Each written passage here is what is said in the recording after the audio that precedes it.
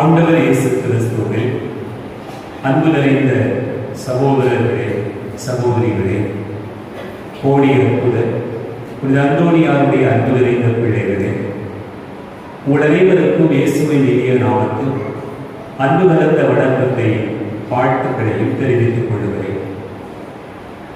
இது இனிமையான காலை பொழுதில் ஆண்டவருடைய திருப்பீடத்தின் முன்பாக அவருடைய அன்பு பிள்ளைகளாக நாம் எல்லோரும் கூடியிருக்கிறோம். இந்த நாளில் ஆண்டவர் நமக்கு வெளிப்படுத்துகிற செய்தி என்ன என்பதனை நாம் நினைத்து பார்க்க ஜெபிப்பதற்காக அழைக்கப்படுகிறோம். ஒரு நிமிடம் கண்களை மூடி கரங்களை வைத்து ஆண்டவருடைய பிரசனத்திலே ஜெபித்து நாம் இந்த இறைவார்த்தை பகுதிக்குள்ளாக கடந்து போவோம்.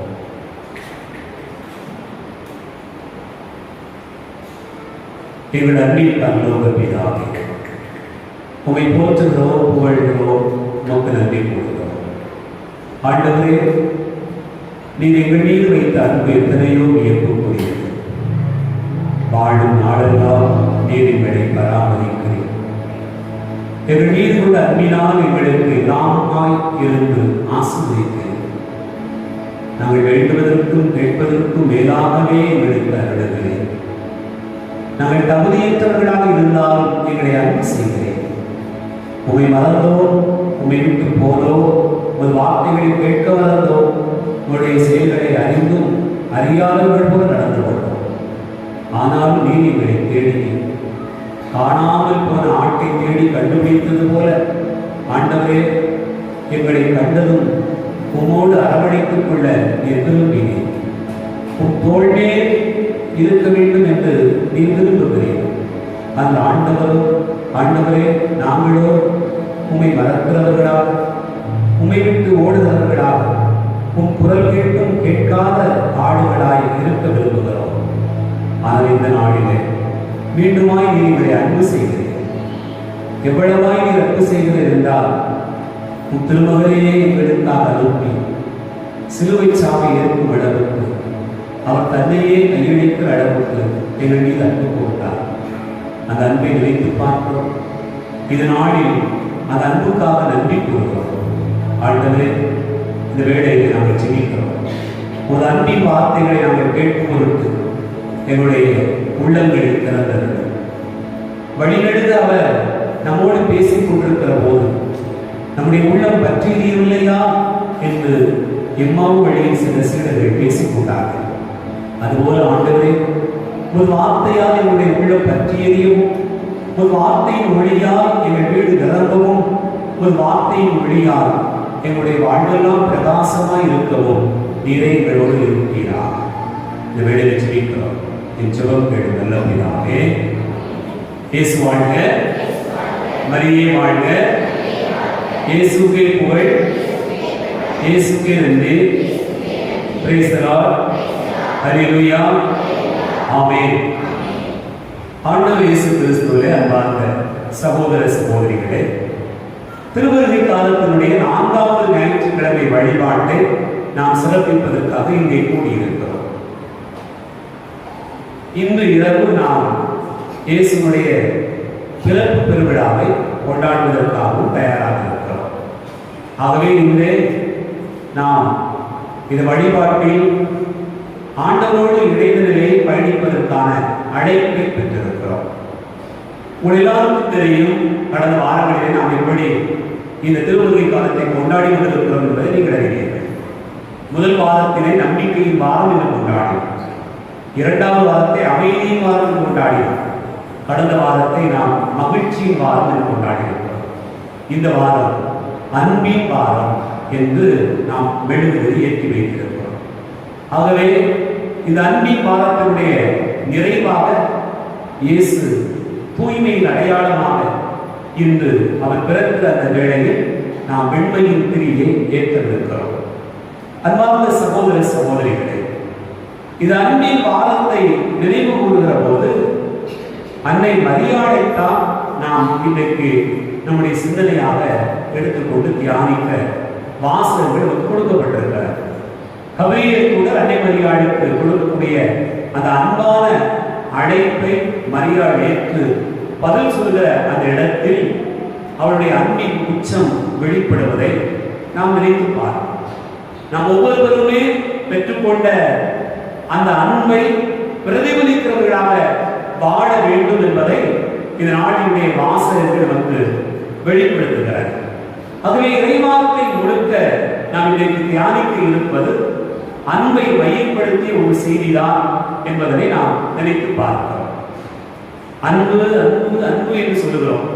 அதை ஆங்கிலத்திலே லவ் என்று சொல்லுகிறோம். அப்படி சொன்னால் உங்களுக்கு சிரிப்பு வருகிறது. அன்பு என்று சொன்னால் உங்களுக்கு ஒரு மாதிரியாக போதுகிறார். ஆகவே அன்புக்கே வைத்துக் கொள்வோம், சிரிப்பதை விடவும் சிந்திப்போம். சரிதான்?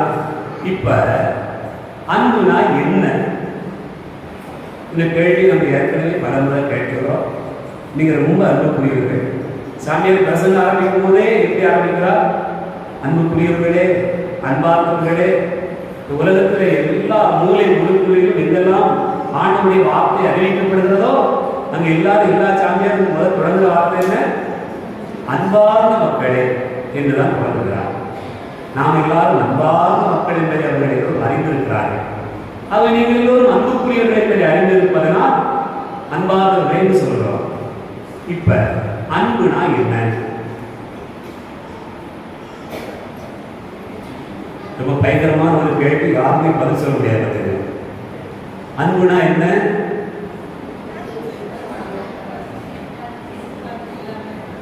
எதிர்பார்ப்பு இல்லாம கொடுக்கிறது. அப்படி ஒரு பதில். அப்புறம்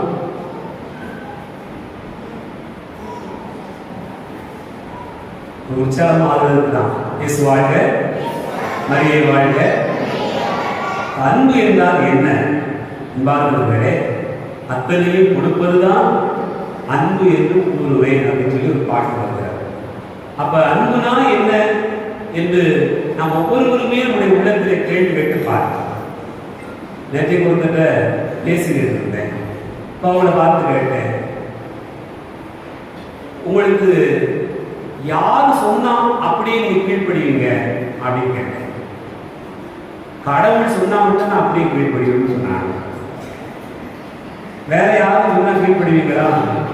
உங்க வீட்டுக்காரர் சொன்னா, உங்க அப்பா அம்மா சொன்னா அப்படியே படித்து நடத்துவீங்களா அப்படின்னு கேட்டா, இல்ல இல்ல, கடவுள் சொன்னாதான் முதல்ல. அப்ப கடவுள் ஏதாவது சொன்னா செய்ய சொன்னா செஞ்சிருவீங்களா?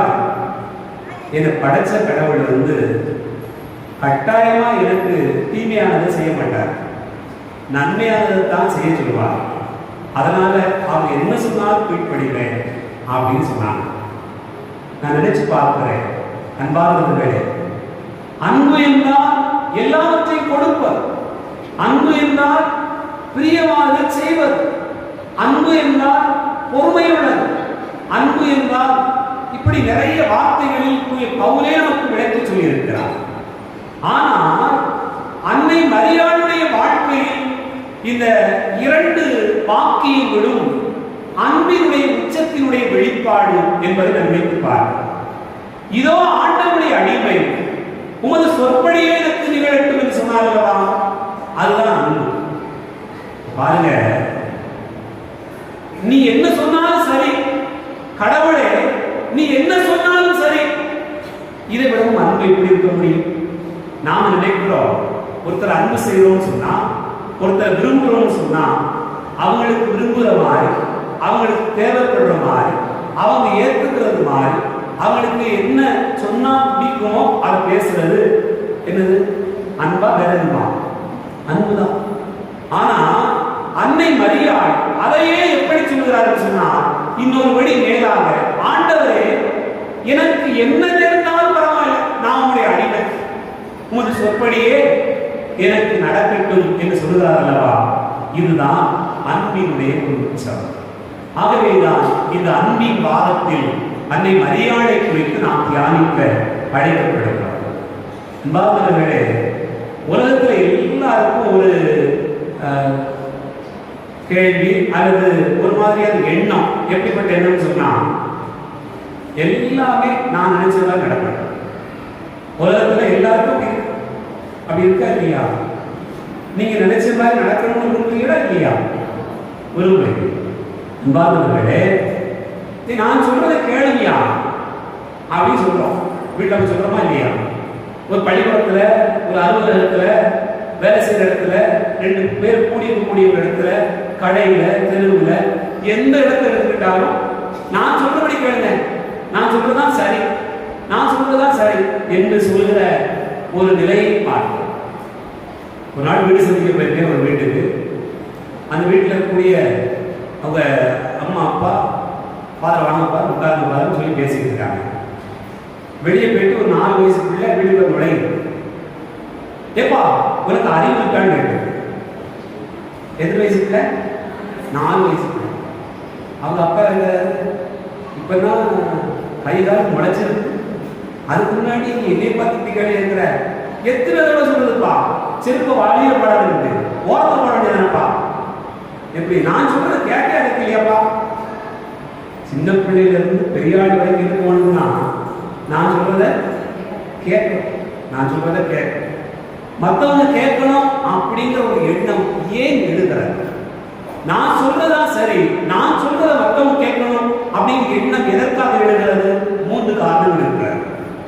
ஒண்ணு, இந்த வீட்டிலேயே, இந்த ஊர்லேயே, இந்த உலகத்திலேயே முக்கியமான ஆள் நான் தான். நான் சொல்றதை கேட்கணும், அதான் முதல் பாயிண்ட். நான் தான் முக்கியமான ஆள் அப்படின்னு எண்ணம் எப்போ வருதோ அப்ப நான் சொல்றதுதான் நீங்க கேட்கறது. 2வது, எனக்கு தான் எல்லாம் தெரியும், உனக்கும் தெரியாது. சரிதான்? எனக்கு தான் எல்லாம் தெரியும், உனக்கு ஒண்ணுமே தெரியாது. தேத்தாப்புல இருக்கிறவங்களுக்கு யாருக்கு என்ன தெரியாது அப்படிங்கிற ஒரு எண்ணம் வரும்போது என்ன தோணும் என்று சொன்னா, நான் சொல்றதுதான் சரி, நான் சொல்றதுதான் நீ கேட்கணும் என்ற எண்ணம் வருகிறது. 3வதாக, எனக்கு தான் அதிகாரம், இந்த வீட்டுல அதிகாரம் உள்ளவர்கள் யார்? நான் தான். அப்ப நான் சொல்றதை கேட்கணும். அன்புக்குரிய சகோதர சகோதரிகளே, இப்படி எல்லாவற்றுக்கும் மனிதனுக்குள்ளாக இருக்கக்கூடிய அந்த எண்ணம் என்னன்னு சொன்னா, உலகத்தில் நான் நினைச்ச மாதிரி நடக்கணும், நான் நினைச்சதான் சரி என்று சொல்கிற ஒரு எண்ணம் வளர்ந்து கொண்டே இருக்கிறார். ஆனா மரியாளிடத்தில் வந்து கபிரியேல் வானதூதர் சொல்கிறார், இதோ கருவுற்ற ஒரு மகனை பெறுவீர் என்று சொன்ன உடனே மரியாளுக்கு இருந்த அறிவு என்ன சொல்லிச்சு? எனக்கு கணவனே தெரியாது, கல்யாணம்னு சொன்னா இல்ல குழந்தைன்னு சொன்னா ஒரு திருமணம் முடிக்கணும், ஒரு கணவன் வேணும், குடும்ப வாழ்க்கை வேணும். அப்படி இருந்தா தானே ஒரு குழந்தை அப்படிங்கிறது உலகத்துல நாம் பார்க்கக்கூடிய இயல்பு. அதனாலதான் மரியாள் நானும் கணவனை அறியேன் என்று மரியாள் சொல்கிறார். என் அன்பார்ந்த சகோதர சகோதரிகளே, கபிரியேல் வானதூதருக்கு சொல்கிறார், ஏமா நான் சொல்ல, யார் சொல்றா? கடவுள் சொல்கிறார். கடவுள் சொல்கிறார் என்று சொன்ன உடனே மரியாள் மறுப்பேன் சொல்லாமல் சொல்கிறார், நான் ஆண்டவருடைய அடிமை, உங்கள் சொற்படியே எனக்கு நிகழட்டும் என்று சொல்றார். நாம இப்படி சொல்ல முடியுமா? எங்க அம்மா சொல்லிட்டா, ஏமா நீ சொன்னா சரலாம் சொல்ல முடியுதா?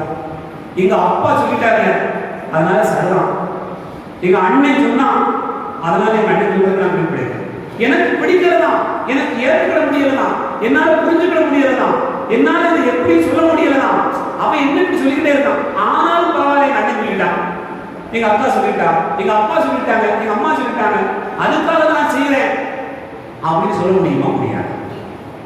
அப்படி சொல்ற பிள்ளைங்க இருக்காங்களா? என் அன்புக்குரிய சகோதர சகோதரிகளே, எல்லாரும் என்ன நினைக்கிறோம் சொன்னா, நம்முடைய வாழ்க்கை நான் சொல்றதுதான் சரி நினைக்கிறோம்.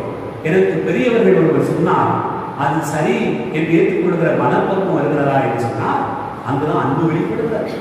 உங்க அம்மாவை அன்பு செய்றீங்க, அப்பாவை அன்பு செய்றீங்க, நம்முடைய பிள்ளைகளை அன்பு செய்கிறோம் அப்படின்னு சொன்னா ஒருத்தர் ஒருத்தருக்காக என்னுடைய விருப்பத்தை விட்டு கொடுக்கிறேன். எனக்கு கஷ்டம்னு தெரியுது, ஆனாலும் அதை செய்கிறேன். என்னுடைய வாழ்க்கையில் இது ஏற்றுக்கொள்ள முடியாதது போல தோன்றுகிறது, ஆனாலும் என் தந்தைக்காக, என் தாய்க்காக, என் கணவனுக்காக, என் மனைவிக்காக என்று நீங்கள் எப்போது விட்டுக் கொடுக்கிறீர்களோ அங்கே பிறக்கிறது அன்பு. அதுதான் அன்பு. மரியாளுக்கு தெரியும், இந்த கணவனை, இந்த பிள்ளையை பெற்றுக்கொள்ள வேண்டும் என்று சொன்னால் எத்தனை துன்பங்கள் வேண்டும், எத்தனை அவமானம் வேண்டும், எத்தனை துயரங்களை சந்திக்க வேண்டும். மரியாளுக்கு அது தெரிந்த பிறகும் கூட என்ன சொல்கிறாள்? நான் ஆண்டவருடைய அடிமை, உமது சொற்படி எனக்கு நிகழட்டும் என்று சொல்கிறார்.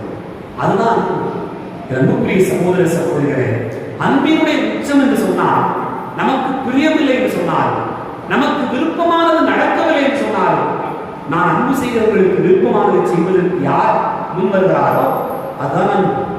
இந்த வாரத்தில் அந்த அன்பின் வாரத்தை நாம் கொண்டாடுறோம். நீ பாருங்க, 12 வயசுல காணாமல் போய்விடுகிறார். லூக்கா செய்தி 2வது அதிகாரம் 46 முதல் நாம் வாசித்து பார்த்தோம்னு சொன்னா அந்த பகுதியில் நமக்கு சொல்லப்பட்டிருக்கிறார். இப்ப காணாமல் போய்விட்டார். காணாமல் போன மகனை எல்லாரும் தேடி போறாங்க.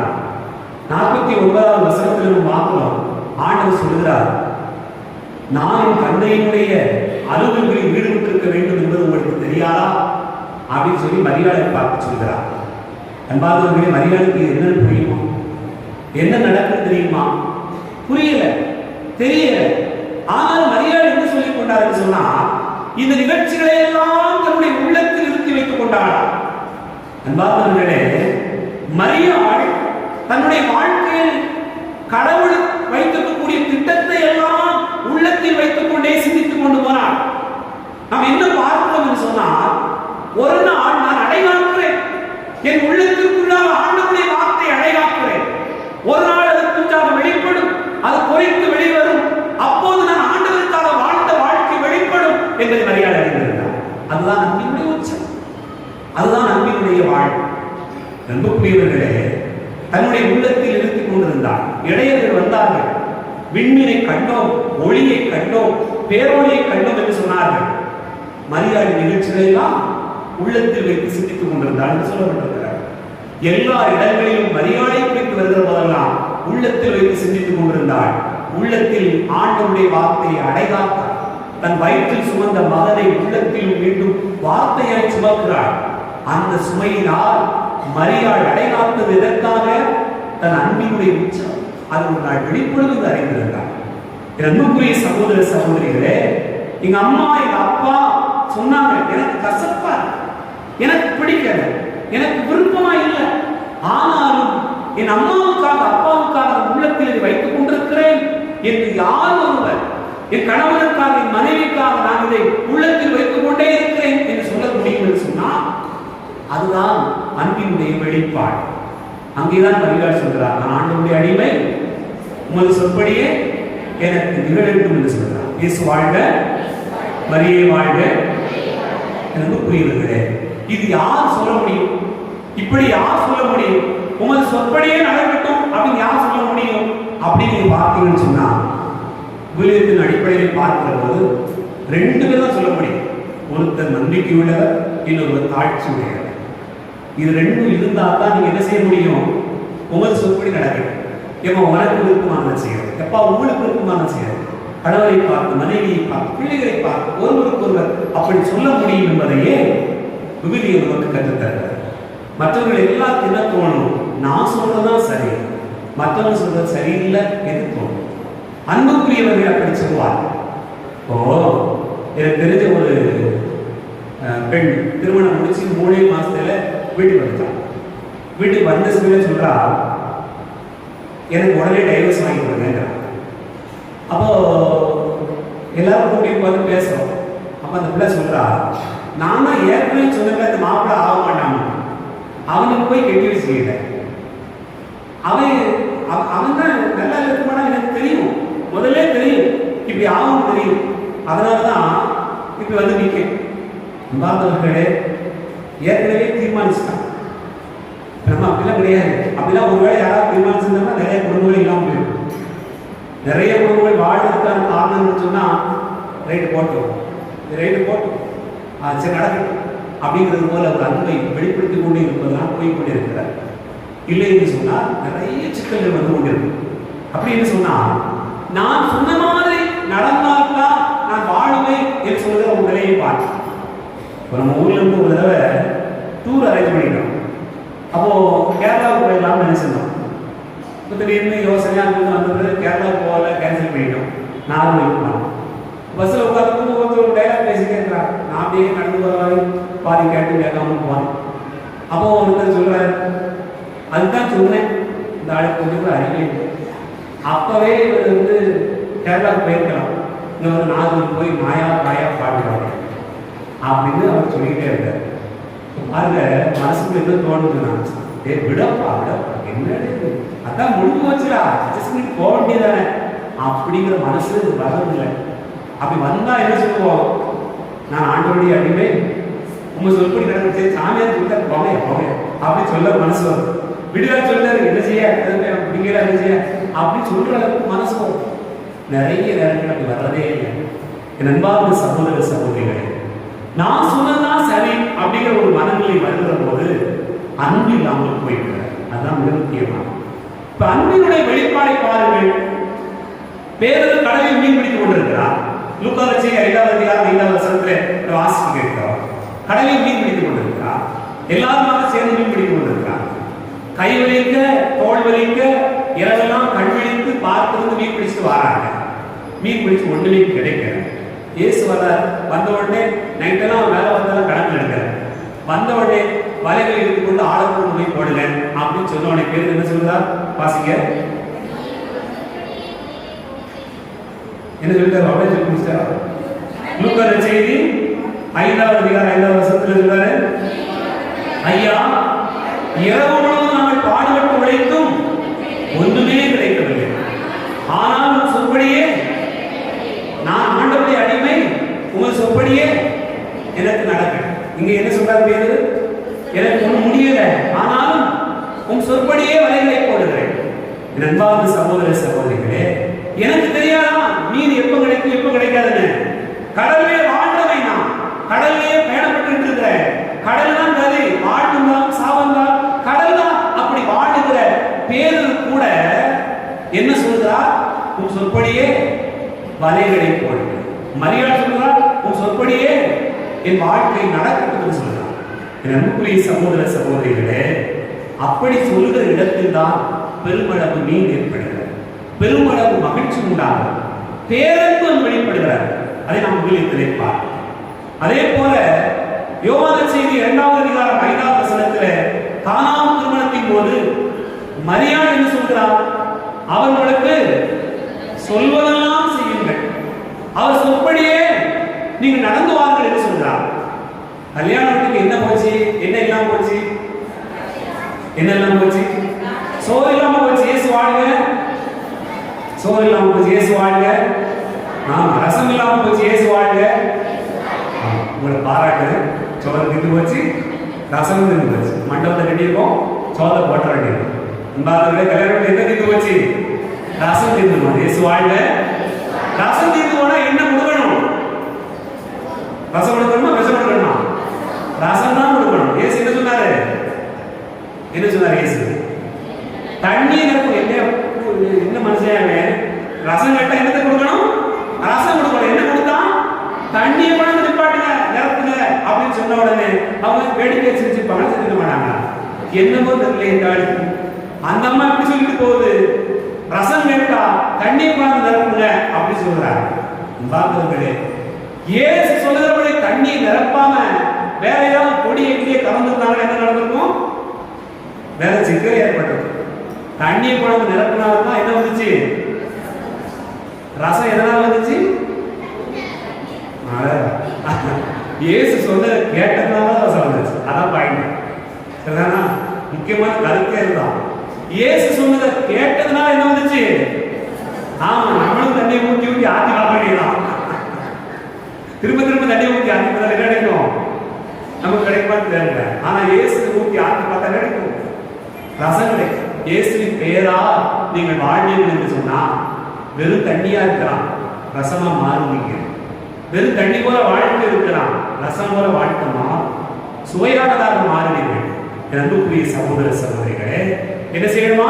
அவர்களுக்கு சொல்வதெல்லாம் செய்யுங்க. மரியாதை சொன்னா நான் ஆண்டவருடைய அடிமை, உங்கள் சொற்படியே நடக்கும். பேரு என்ன சொன்னா உங்கள் சொற்படியே வலைகளை போடுங்க. இப்படி நிறைய சொல்லிக் கொண்டே போகலாம். அன்பார்ந்தவர்களே, விவிலியத்தில் பார்க்கக்கூடிய மிக முக்கியமான இன்னொரு நிகழ்ச்சியை பாருங்கள். லூக்கா செய்தி 22வது அதிகாரம் 42வது வசனத்திலே ஒரு செய்தி நமக்கு சொல்லப்பட்டிருக்கிறது. அங்கே நடக்கக்கூடியது என்ன? இயேசு ரத்த வியர்வை வியர்த்து கொண்டு அப்படியே இந்த துன்பம் வேணுமா வேண்டாமா அப்படின்னு நினைச்சுட்டு இருக்கிறார். அப்ப சொல்லக்கூடிய வார்த்தையை பாருங்க, யோ என்னையா ஆண்டவர், என்னையா நீ அப்பா, என்னையா நீ ஒரு தகப்பன், உலகத்தை மீட்பதற்கு இப்படித்தான் சாவணுமா, உலகத்தை மீட்பதற்கு இப்படித்தான் உயிரை கொடுக்கணுமா அப்படிங்கிற ஒரு வேதனை அவருக்கு இருக்கு. அதனால என்ன சொல்றார், கூடுமானால் இந்த துன்பங்களும் என்னை விட்டு அகன்று போகட்டும், ஆனாலும் என் விருப்பப்படி அல்ல உமது சொற்படியே நடக்கும், உமது விருப்பப்படியே நடக்கும், அங்கேயும் உமது சொற்படியே நடக்கட்டும் அப்படின்னு சொல்லி இயேசு விட்டு கொடுத்ததுன்னா என்ன நடக்கிறது, பெரிய அந்த துன்பத்தையும் தாங்கி அவர் மீட்பை கொண்டு வந்தார். அங்க மறுத்து இருந்தா என்ன நடந்திருக்கும், மறுக்காமல் தந்தையின் விருப்பத்தை நிறைவேற்றியதாக நடந்தது என்ன? என் அன்புக்குரிய சகோதர சகோதரிகளே, அப்படி என்று சொன்னால் ஆண்டவருடைய விருப்பத்தை நிறைவேற்றுவது என்பதுதான் நம் எல்லாருடைய வாழ்க்கையினுடைய மிக முக்கியமான அழைப்பு. அந்த விருப்பத்தை நிறைவேற்றினால் நீங்கள் யாராக இருக்கிறீர்கள், அன்புக்குரியவர்களாக இருக்கிறீர்கள். அதுதான் அன்பினுடைய ஒரு உச்சம். நம் வீரத்தை பார்க்கக்கூடிய இன்னொரு செய்தி மிக அழகாக சொல்லப்பட்டிருக்கும். ஆமோஸ் புத்தகம் 7ஆம் அதிகாரம் 12 முதல் 14 முடிய வாசித்து பார்த்தோம் சொன்னால், அங்கே ஆமோஸ் இறைவாக்கினருக்கும் அமட்சியா என்ற காட்சி காணக்கூடிய அந்த மனிதருக்கும் இடையில் நடக்கக்கூடிய உரையாடல்களை பார்க்கிறார்.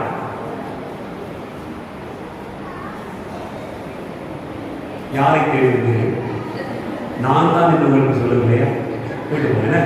அப்போ என்ன பார்க்கணும், அன்பார்ந்த சகோதர சகோதரிகளே, என்ன நடக்கிறது, அமட்சியா அந்த மனுஷன் எங்க ஊர்ல நீங்க அச்சை தெரிவிக்க கூடாது, என்ன செய்யணும், ஓடி நீங்க இருக்கக்கூடாது. 2ஆம் வசனத்தை சொல்றாரு, ஆமோஸை பார்த்து சொல்றாங்க, ஆட்சி காண்பவனே இங்கிருந்து போய்விடு, யூதாவின் நாட்டுக்கு ஓடிவிடு, அங்க போய் உன் பிள்ளைக்கு பாத்துக்க, இங்கே இறைவாக்கு உரைக்காத அப்படின்னு சொன்ன உடனே, நான் இறைவாக்குனதே கிடையாது, நான் ஆடு மாடு மேய்க்கிறது தான், ஆனா அந்த ஆடு கூப்பிட்டு நீங்க சொல்லுன்னு சொல்லிட்டார், அதான் நான் சொல்றேன்.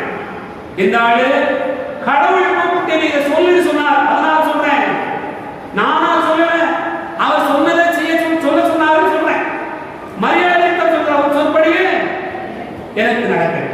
என் அன்புக்குரிய சகோதர சகோதரிகளே, ஆண்டவருடைய சொற்படியே நடக்கட்டும் என்று நீங்கள் சொல்லிவிட்டீர்கள் என்று சொன்னால் நீங்கள் இறைவனுடைய அன்பை சுவைக்கிறவர்களாக, அன்புக்குரிய பிள்ளைகளாக மாறிவிடுவீர்கள். அதுதான் இறைவாக்கு நமக்கு கற்றுத் தருகிறார். பாருங்க, யோனா இறைவாக்கின அந்த அன்பை உதாசீனப்படுத்திட்டு ஓடிக்கிட்டே இருப்பார். ஆண்டவரே உங்களுடைய அன்பே வேண்டாம், உன் சொல்லே கேட்க மாட்டேன், ஆனால் ஆண்டவர் விடவே மாட்டார். கடைசி வரைக்கும் பிடிச்சு நீதான் போய் அறிவிக்கணும்னு சொல்லி கட்டாயப்படுத்தி ஆண்டவருடைய வாக்கை அறிவித்து வைப்பார் இறைவாக்கினர். அதன் பிறகுதான் இறைவனுடைய அன்பு எவ்வளவு பெரியது என்று சொல்வார். அந்த அன்பை உணர்ந்து கொள்வதற்காக ஆண்டவர் சொல்லக்கூடிய வார்த்தை என்ன? யோனா புத்தகம் 4ஆம் அதிகாரம் 11ஆம் வசனத்திலே வாசிக்க கேட்கிறோம். இந்த வாரு, இந்த ஆமணக்கு செடி நீ வளர்க்கல, நடவும் இல்லை, அதுக்காக இவ்வளவு இரக்கம் பண்றியே, இவ்வளவு மக்கள் என்னன்னே சொல்ல தெரியாது, வலதுகை இடதுகை என்று எதுவும் சொல்ல தெரியாத மக்கள்கிட்ட போய் அவரை அடிச்சு கொண்டு நீ எப்படி சொல்ல முடியும்? ஆண்டவரைத்தான் சொல்றார். அதுதான் ஆண்டவருடைய அன்பை வெளிப்படுகிறது. என் அன்புக்குரிய சகோதர சகோதரிகளே, நம்முடைய வாழ்க்கையின் பயணத்தில் நாம் அன்பு செய்கிறோம் என்று சொன்னால் எதையாவது ஒன்று கொடுக்கிறது நினைக்கும், எதையாவது ஒன்று வாங்குறது நினைக்கும், அல்லது எப்படியாவது ஒருத்தருடைய மனசுல இடம் பிடிக்கிறது நினைக்கும். ஆனா அந்த அன்பினுடைய செயல்பாடு என்னவென்று சொன்னால், நான் ஆண்டவருடைய அடிமை, உமது சொற்படி எனக்கு நிகழட்டும் சொல்லணும். இயேசு வாழ்க, மரியே வாழ்க. ரொம்ப யோசனையா இருக்கு. இன்னைக்கு நான் நினைச்சு பார்க்கிறேன், ஒருவேளை ஆண்டவர் சொன்ன மாதிரி இன்னைக்கு ஆரம்பிச்சிருக்கீங்க. இன்னைக்கு ஆரம்பிச்சிட்டா இப்பவே கிறிஸ்துமஸ் ஆரம்பிச்சிருக்காங்க. நைட்டு தான் பிறக்கணும்னு அவசியம் இல்லை, பகலே இயேசு பிறந்துருவார். நிறைய கோயில்களில் 7 மணிக்கே பூச ஆரம்பிச்சிருவோம். நிறைய ஊர்கள் இருக்கக்கூடிய பங்கு வீட்டில் 7 மணிக்கு பூச ஆரம்பிச்சிருவோம். இயேசு சீக்கிரமே பிறந்துருவார். அதே போல இந்த மரியாளுடைய வார்த்தையை சொல்வது போது ஆண்டவர் சீக்கிரமே உங்களுடைய உள்ளத்துக்கு பிறந்து விடுவார். நான் ஆண்டவருடைய அடிமை, உமது சொற்படியே எனக்கு நடக்குதுன்னு சொன்னா அதுதான் அன்பு. வேற எல்லாம் என்ன மாதிரின்னு சொன்னா, நீ எனக்கு பெற்று தர, நீ வாங்கிக்கணும், நம்ம நீ கொடுக்கணுங்களா, இதை செய்யணுங்களா, உனக்கு அப்படி இருக்குல்ல, உனக்கு உடம்பு இருக்கலாம் அப்படின்னு நம்ம சொல்லிக்கிட்டு இருக்கோம். அதெல்லாம் கிடையாது. உமது விருப்பப்படி நடக்கட்டும் என்று சொல்கிற அந்த நம்பிக்கை, அந்த காட்சி வெளிப்படுகிற இடத்தில் அன்பின் உச்சம் வெளிப்படுகிறது. மரியாள் வெளிப்படுத்தினார். நாமும் அதை அறிவோம், கொண்டாடுவோம். ஆம்.